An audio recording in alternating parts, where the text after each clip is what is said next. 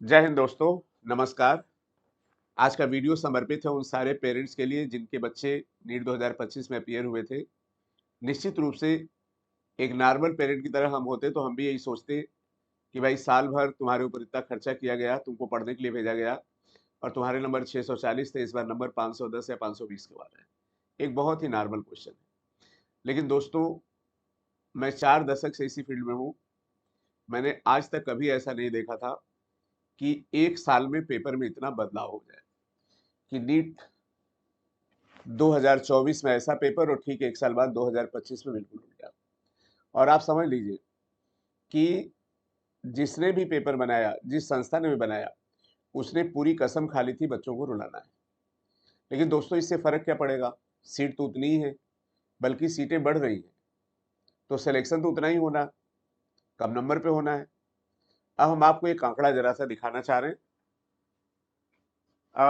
एक बात और बता दें कि पूरे हिंदुस्तान में शायद ही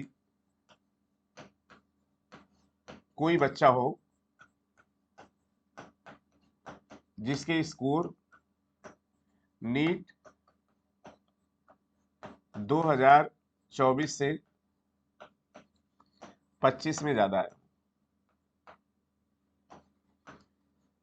अगर है तो कोई एक्सेप्शन होगा, आप भी जरा बताइएगा कमेंट करके। अब हम आपको एक आंकड़ा दे रहे हैं।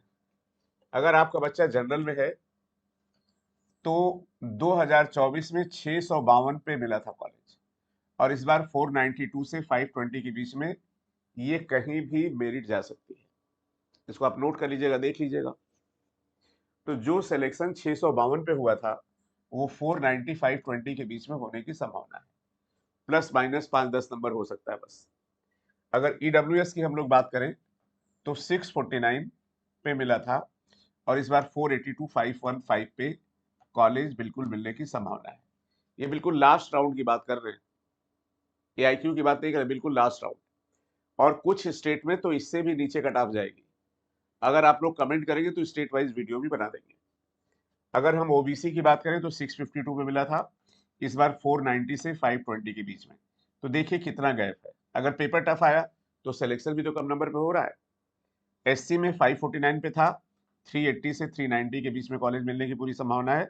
और एसटी में 526 था, यहाँ पे 340 से 355 के बीच में कॉलेज बिल्कुल मिलने की संभावना है। तो आईएएस में भी कट ऑफ बहुत कम जाता है, आईआईटी में भी कट ऑफ बहुत कम जाता है। नीट में कट ऑफ ज्यादा जाता था, अब नीट में कट ऑफ लो जाएगा।